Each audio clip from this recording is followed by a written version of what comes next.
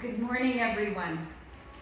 We are actually so pleased to be given some time on the OLA program to talk to you about the work of the International Federation of Library Associations, IFLA. So here is our game plan. Our hope is that we can take some of the mystery out of IFLA for you, to introduce you to some of the amazing work that IFLA is doing, and perhaps even entice you and your organization to get involved. And I can recall early in my career hearing about this mysterious organization called IFLA. Someone once said to me, "I don't know what the acronym stands for, but I think that it's the United Nations of Libraries."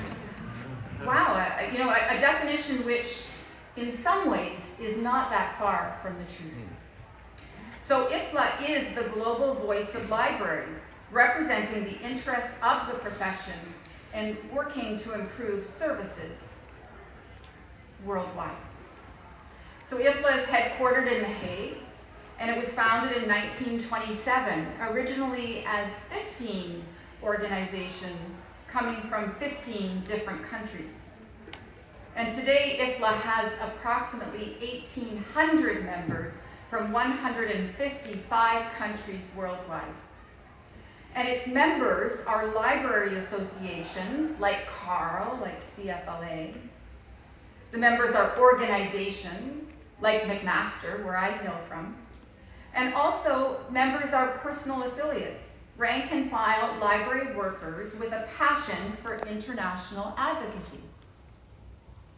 And I can personally attest to you that some of my most rewarding experiences in the profession have been directly linked to my work for IFLA.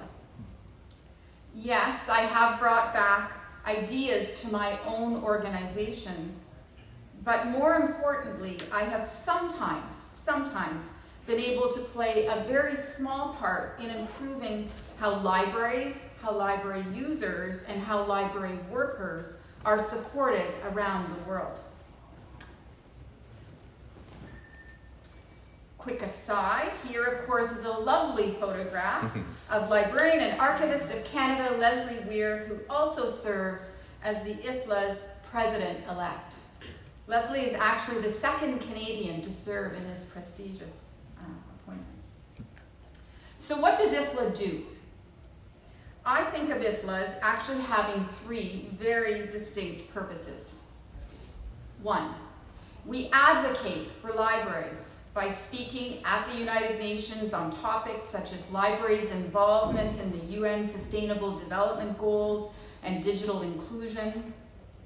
It's about the work that Canada's own Victoria Owen has done, working to implement the Marrakesh Treaty to facilitate access to published works for persons who are blind or visually impaired or otherwise print disabled. That was IFLA at work. And we strike working groups, and we draft reports, and we create amazing advocacy tools, some of which you'll hear about this morning. Two, we inspire and we enhance professional practice. IFLA supports two very critical and active sections. One focused on the formal education that we receive inside library information science programs. The second one focuses on continuing professional development, opportunities and guidelines available to us once we enter the workforce. I have personally worked on both of these groups, and I'm happy to answer any questions you might have about capacity building within IFLA. Three, we enable and we connect libraries. IFLA brings library workers around the world together, both in person and remotely. The organization connects libraries through joint projects and through joint collaborations. We write together, we scheme together, and we accomplish really great things together. So libraries love acronyms, and there's only one more acronym you really need to learn today. NARD. We are all proud members of NARD, the North American Regional Division. It is one of 6 divisions that amplify IFLA's strategy and provide really the boots on the ground across a designated geographic area, roughly based on the UN regional commissions. We meet regularly, we learn about each other, we build things, we advise IFLA on effective strategies for supporting work within our geographic area of North America.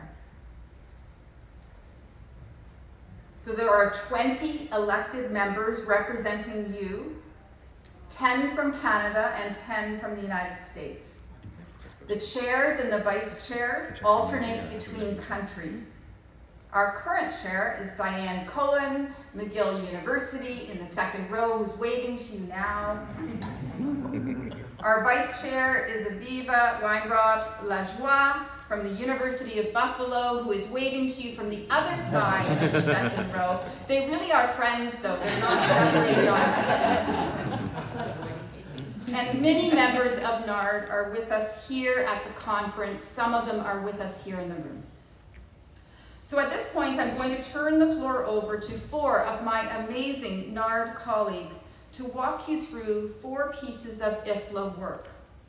We'll start with Sean Mitchell, who hails all the way from Toronto Public Library to talk to us about the IFLA Trend Report.